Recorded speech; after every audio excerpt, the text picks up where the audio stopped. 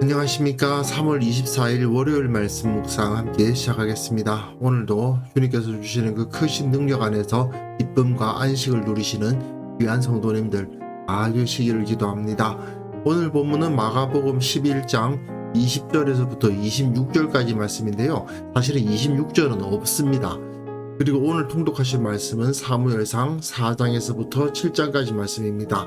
오늘 본문은 예수님께서 이제 예루살렘 성전은 끝이 났고 새로운 성전, 바로 교회가 세워졌음을 선포하시는 모습을 볼 수 있는데요. 이것을 통해서 교회가 어떤 기능과 어떤 역할을 감당해야 되는가를 한번 생각해보는 시간이 되었으면 좋겠습니다. 그들이 아침에 지나갈 때 무화과 나무가 뿌리째 마른 것을 보고 베드로가 생각이 나서 여짜오되, 라삐여, 보소서, 저주하신 무화과 나무가 말랐나이다. 하나님을 믿으라. 내가 진실로 너에게 이르노니 누구든지 이 산더러 들려 바다에 던져지라 하며 그 말하는 것이 이루어질 줄 믿고 마음에 의심하지 아니하면 그대로 되리라. 그러므로 내가 너희에게 말하노니 무엇이든지 기도하고 구하는 것은 받은 줄로 믿으라. 그리하면 너희에게 그대로 되리라. 서서 기도할 때 아무에게나 혐의가 있거든 용서하라. 그리하여야 하늘에 계신 너희 아버지께서도 너희 허물을 사하여 주시리라.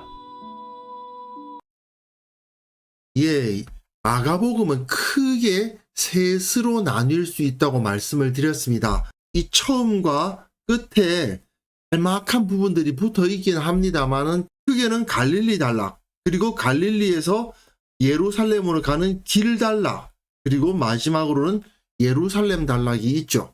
그리고 이 예루살렘 단락을 지난 금요일과 토요일에는 제가 둘로 나뉜 것을 말씀을 드렸습니다만은 사실은 이렇게 13장을 따로 떼어서 예루살렘 멸망에 대한 예언이 주어지고 있는 부분을 독립시키면 역시 셋으로 나뉘어요. 혹시 기억하실지 모르겠습니다만은 갈릴리 단락도 크게 셋으로 나뉩니다. 그리고 길 단락도 셋으로 나뉘고요. 예루살렘 단락도 이렇게 보면 셋으로 나뉜다고 할 수 있겠죠. 그러니까 마가복음은 크게 갈릴리, 길, 예루살렘 세 부분으로 나뉘고, 그리고 각 부분은 다시 크게 셋으로 나뉜다. 그렇게 이해를 하셔도 괜찮을 것 같습니다. 지금 우리가 읽어가고 있는 부분은 예수님께서 예루살렘으로 입성하시고 그리고 거기서 영적인 전투를 벌이시는 모습을 볼 수 있는데, 예수님께서는 우선 예루살렘에 입성하신 이후에 성전을 대상으로 그 전투를 벌이시고 그 성전을 기반으로 종교적 권세를 부리고 있는 자들과 갈등을 일으키시며 영적인 전투를 벌이시는 것을 볼 수가 있습니다.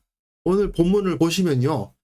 그들이 아침에 지나갈 때에 무화과 나무가 뿌리째 마른 것을 보고, 예수님께서 성전에 들어가셔서 채찍을 가지고 그 성전 청결을 하시기 전에 무화과 나무를 저주하셨었잖아요. 여기 13절에서부터 14절인데 멀리서 잎사귀 있는 한 무화과 나무를 보시고 거기 가셨는데 열매가 없어요. 잎사귀 외에는 아무것도 없어서 이제부터 영원토록 사람이 내게서 열매를 따먹지 못하리라 하고 무화과 나무를 저주를 하셨어요. 이 저주는 그 나무를 저주하신 것이라기보다는 무화과 나무가 상징하는 성전에 대한 저주였다. 제가 말씀을 드렸습니다. 그 저주 이후에 예수님이 성전에 들어가셔서 성전 청결을 행하시고 나가셔서 다시 베다니로 가셨다가 그 다음날 아침에 들어가 보니까 무화과 나무가 뿌리째 말라버렸습니다. 그런데 마태복음의 경우는 이 마가복음의 기록과는 좀 달라요. 마태복음에서는 예수님께서 그 무화과 나무를 저주하시니까 무화과 나무가 곧 말랐다고 되어 있거든요. 그 자리에서 마른 겁니다. 그런데 마가복음은 그 다음날 마른 것을 발견했다고 기록되어 있습니다. 왜 이런 차이가 나느냐 하면은 마가복음의 경우는 이 무화과 나무가 성전의 상징이라는 사실을 모르는 사람들도 염두에 둔 겁니다. 그래서 무화과 나무를 저주하시고 그 무화과 나무가 마른 그 사이에 성전의 진정한 대제사장이자 이스라엘의 왕이신 예수님에 의해서 파괴되었다는 것을 보여주고, 그리고 이후에 실제로 무화과 나무가 마른 것을 보여주는 거죠. 하지만 마태복음에서는 굳이 그렇게까지 할 필요가 없는 거죠. 왜냐하면 마태복음은 그 대상 자체가 유대인이기 때문에 유대인들은 무화과 나무 하면 바로 성전이거든요. 그러니까 그것을 금방 이해할 수 있기 때문에 이런 차이가 있을 것이라고 보면 되겠습니다.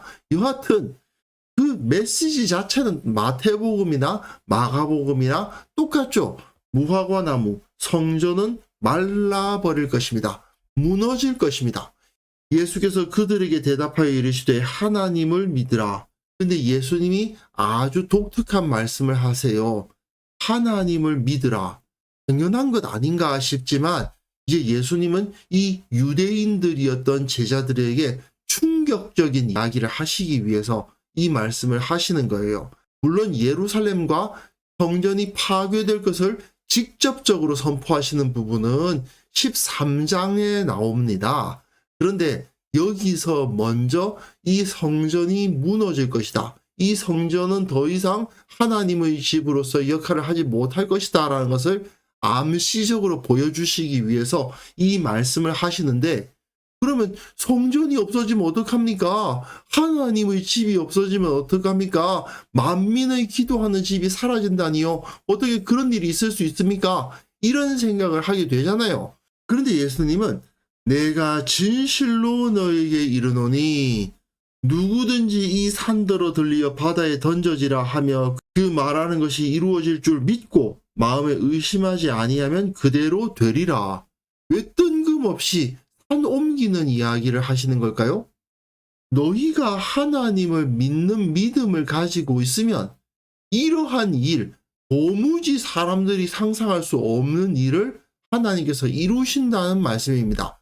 왜 성전 파괴에 대한 상징적 행위를 하시고 무화과 나무, 성전의 상징인 그 나무가 마른 것을 보여주신 다음에 이런 말씀을 하시는 걸까요? 성전은 하나님께 기도하는 집이었습니다.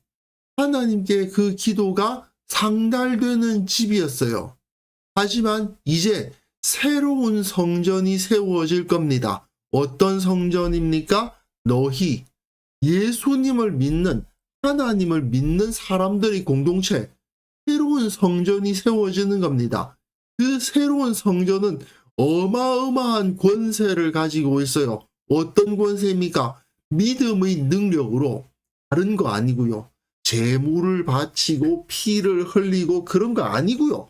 오직 믿음의 권능으로 산을 바다에 던질 수 있는 권능을 갖게 됐다 그 말입니다. 이게 바로 교회가 가지는 권능이에요.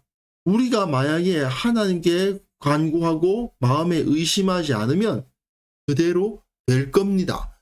사람들이 의심하기 때문에 그런 일이 일어나지 않는 거지, 의심하는 마음을 제거하기만 하면 하나님은 그 일을 이루실 것입니다. 그러므로 내가 너에게 말하노니 무엇이든지 기도하고 구하는 것은 받은 줄로 믿으라. 그리하면 너희에게 그대로 되리라. 만민이 기도하는 집, 예루살렘 성전 더 이상 필요 없어. 너희가 성전이야. 너희가 마음속에 믿음을 가지고 하나님께 기도하고 간구하면 하나님께서 반드시 그대로 행해 주실 것이다.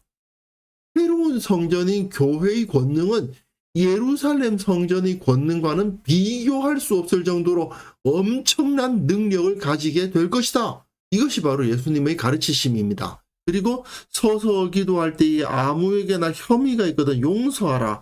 그리하여야 하늘에 계신 너희 아버지께서도 너희 허물을 사하여 주시리라 하시니라. 왜 또 뜬금없이 이런 말씀을 하시는 걸까요? 용서 때문이죠. 성전은 뭐 하는 곳입니까? 기본적으로는 기도하는 집이고, 또 하나는 제사를 통해서 죄 용서함을 받는 곳이잖아요. 죄 용서함을 받으려면 어떻게 해야 됩니까? 소나 양이나 염소나 이런 걸 끌고 가가지고 죽이고 피를 흘리고 그 가죽을 벗기고 그리고 그 기름을 태우고 하는 그러한 과정을 거쳐야만 했습니다. 그런데 이제는 그게 아니죠. 하나님 앞에 서서 기도하는 자, 서서 기도하면서 다른 사람을 용서하면 그 용서가 이루어지는 겁니다. 왜요? 새로운 성전은 바로 교회니까 이 공동체가 성전에서 이루어졌던 그 용서의 능력을 그대로 갖게 되는 것이죠. 예수 그리스도의 이름으로 칭해진 예수님의 제자들이 바로 예루살렘 성전보다 더 큰 능력을 가지게 되었다라고 예수님께서 선포하십니다. 이제는 잎만 무성하지 열매는 없는 저 무화과 나무와 같은 예루살렘 성전은 이미 사용연한이 다 했다. 끝났다. 저건 이미 버려졌다. 너희가 예수 그리스도의 이름으로 칭해진 공동체 교회가 이제 온 세상 가운데 흩어져서 예루살렘 성전의 역할을 감당할 것이다. 이렇게 예수님이 선언하시는데 아직까지는 완전히 드러내놓고 말씀하시는 건 아니고 성전에서 너희가 받을 수 있었던 혜택이 너희들에게 이미 주어져 있다. 하나님을 믿고 기도하면 들어주시고 너희가 서로 용서하면 하나님께서 그 허물을 사하여 주신다라고 선언하고 계시는 겁니다. 이제 성전은 교회입니다. 교회 건물이 아닙니다. 제가 여러 번 강조하지만 교회는 절대로 건물이 아닙니다. 예수님을 따르는 사람들의 모임, 그 교회가 바로 성전입니다.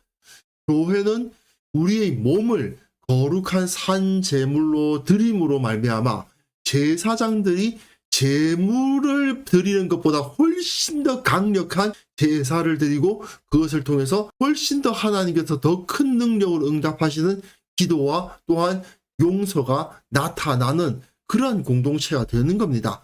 속죄제를 드리면 제물의 고기를 먹고 그 피는 성소에 뿌리거든요. 우리도 예수님의 살을 상징하는 빵을 먹고 그 피를 상징하는 포도주를 마시지 않습니까? 결국은 그 살을 먹고 피를 우리 가운데, 우리가 성전이니까 우리 가운데 뿌리는 그런 것을 감당하고 있잖아요. 예수님의 살과 피를 기념하는 예배를 매주 드리지 않습니까? 그것이 바로 교회가 진정한 성전이 되었다는 것을 선포하는 과정인 것입니다. 무엇보다 교회는 성전이 만민의 기도하는 집이었다는 사실을 잊어서는 안 됩니다. 우리에게는 기도의 권세가 주어져 있어요. 이런 엄청난 권세, 산더러 들려서 바다에 던져라 하면 그런 일이 벌어지는 권세가 우리에게 주어져 있음을 믿고 의심하지 말아야 됩니다. 그리고 우리에게 이런 강력한 도구가 주어져 있다면 마땅히 그 도구를 사용해서 주님 앞에 아뢰는 자들이 되어야 되겠죠. 또한 우리가 성전이기 때문에 다른 이들을 용서하고 또 그것을 통해서 하나님의 용서를 받기도 하는 사람들이 되는 겁니다. 그것이 바로 새로운 성전의 모습이에요. 그런데 과연 우리는 이러한 거룩한 성전으로서의 역할을 잘 감당하고 있는가? 원래 우리가 성전으로서 이런 일을 행해야 된다는 사실을 인식하고 있는가? 한번 생각해 보았으면 좋겠습니다. 우리는 과연 진정한 예배자입니까? 의심 없이 기도하는 삶을 살고 있습니까? 내 마음에 미워하는 자를 용서하고 있습니까? 이것이 바로 성전으로서 우리가 감당해야 할 사명인데 과연 우리가 그것을 잘 감당하고 있는지 한번 확인해 보았으면 좋겠습니다. 그래서 이 시간 함께 기도하실 때에는요, 내게 주어진 이 기도의 권세를 늘 기억하고 감사하며 기도하는 자가 되게 하여 주옵소서. 우리 교회가 가진 영적 권세를 잊지 말고 하나님의 손에 들려 쓰임을 받는 성전된 공동체가 되게 하여 주옵소서. 함께 기도하는 시간 가졌으면 합니다.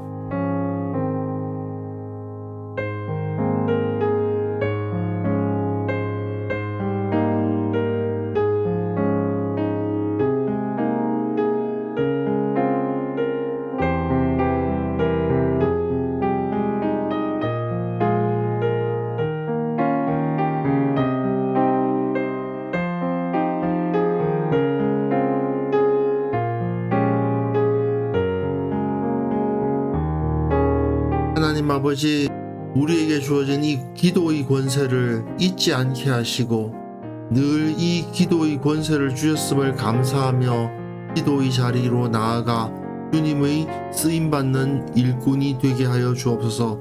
기도의 용사가 되게 하여 주옵소서. 우리가 기도하는 것을 통해서 세상 가운데에서 주님의 영광을 나타내는 자들이 되게 하여 주옵소서. 우리 교회에 속한 모든 성도들이 우리에게 주어진 영적인 권세를 인식하게 하시고 늘 하나님의 손에 들려서 쓰임받는 그러한 공동체가 될 수 있도록 주께서 은혜를 베풀어 주옵소서.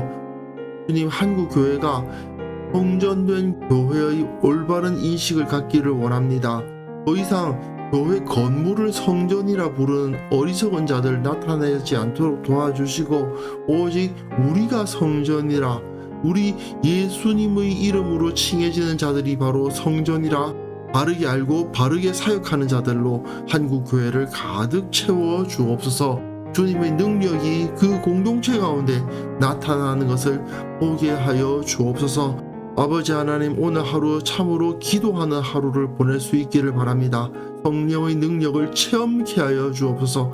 응답하시는 주님을 느끼게 하옵소서. 오늘 하루 주님과 동행함을 느끼고 주님으로부터 용서받았음을 확신하는 하루가 되게 하여 주옵소서. 감사드리옵고 예수님의 이름으로 기도합니다. 아멘.